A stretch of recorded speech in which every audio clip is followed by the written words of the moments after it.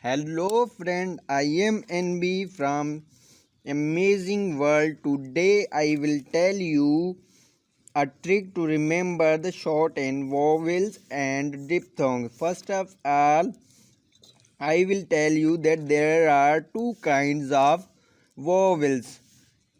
Long sound vowels number 1 and number 2 short sound vowels. You may have clear concept of these, and total vowels are 12 and these are written here. The long sound vowels are also called heavy dot dash vowels. The written I may pronounce a, e, o, double o, u. A represent heavy dot a, heavy dot e, heavy dot a, dash heavy dash o, heavy dash double o, heavy dash. The first sentence of trick is ba, may, we all go to. By remembering this sentence, you remember these 6 vowels, long sound vowels. The other 6 remaining. The other 6 vowels are a, e, I, o, u, double o. These are called short sound vowel or light dash dot dash vowels. These are written here in light dash, light dot and light dash. Light dot is represented by A and light dot by E, and light dot represented by I.